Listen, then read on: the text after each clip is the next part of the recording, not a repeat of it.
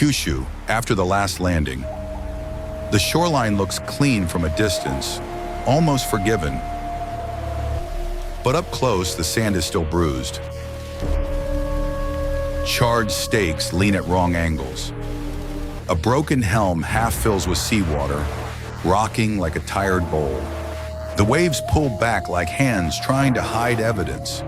Then a figure crosses the beach, unsteady, salt-crusted, eyes red with sleeplessness.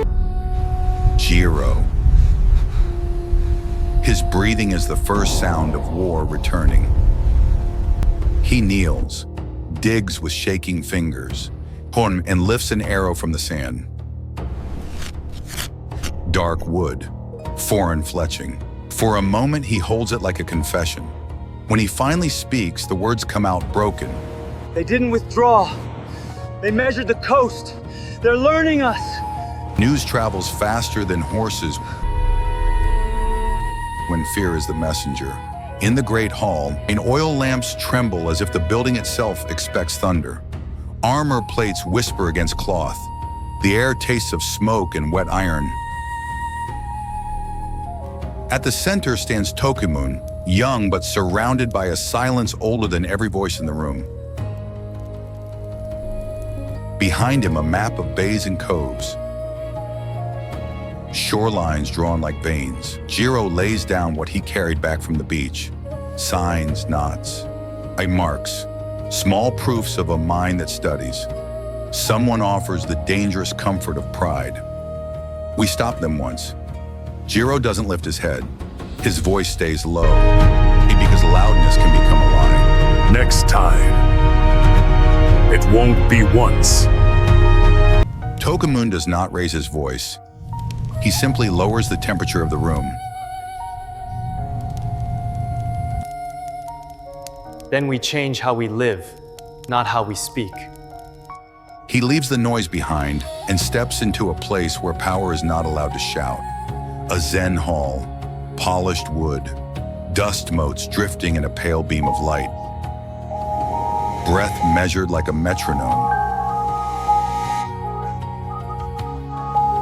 And Tokimune kneels. His armor waits outside the door, as if even steel must bow here. Across from him, a monk sits like stone, eyes half closed, face unreadable. Tokimune asks the question without decoration. What must I do so this land does not break? The monk opens his eyes with the patience of mountains. One word drops into the room, heavy as iron. No. No retreat. No peace bought with humiliation. No hesitation. On the coast, the answer becomes something the sea cannot argue with. Stone. The first rocks arrive like the first syllables of a new language. Men shoulder them in lines that stretch along the bay. Feet churn earth into mud. Rope fibers bite into skin, and the rope sings, low, strained, to alive. A wall begins to grow. Not a palace wall, a coastal spine. A stone dragon laid down to face the ocean, close on hands, knuckles split, dirt driven into pores, nails black with work, a faint red smear on rope. Not spectacle, just payment. Chisels strike rock. Each hit throws pale shards like snow. The rhythm is brutal, simple, honest. Time changes its clothes. Rain turns the work site into a slick wound. Then heat bakes salt into fabric. Then fog narrows the world to a tunnel. Man, stone, breath. And through it all, the motion repeats. Lift, carry, place.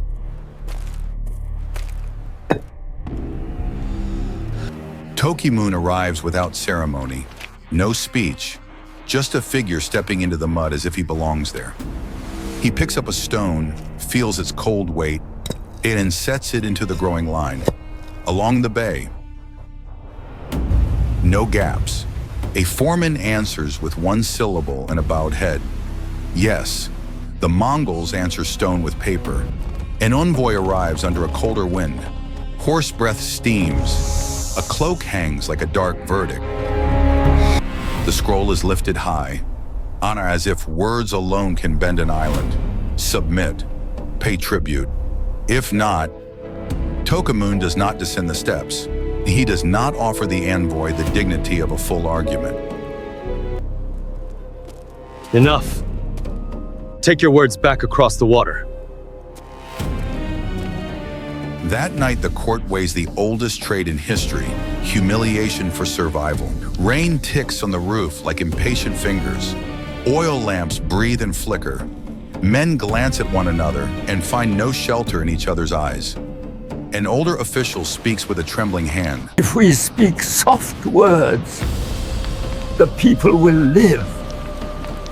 Across the hall, a younger warrior's grip tightens on his sword. Not from duty, but from hunger for glory. Tokimune sits so still, the lamp becomes the loudest voice in the room. Silence spreads like ink in water. If we soften, the people will die longer. Because everyone understands what he is really saying. There are deaths that happen fast, and deaths that happen slowly under someone else's boot. Before dawn, Tokimune steps outside. The sky is the color of ash. Wind combs through armor and makes a sound like steel dragged across stone. No cheering crowd, no speech, just a decision delivered without ornament. Do it.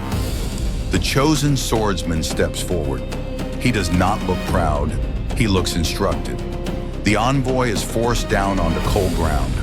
The scroll slips from his hands and rolls through dirt, paper turning like a surrendered flag.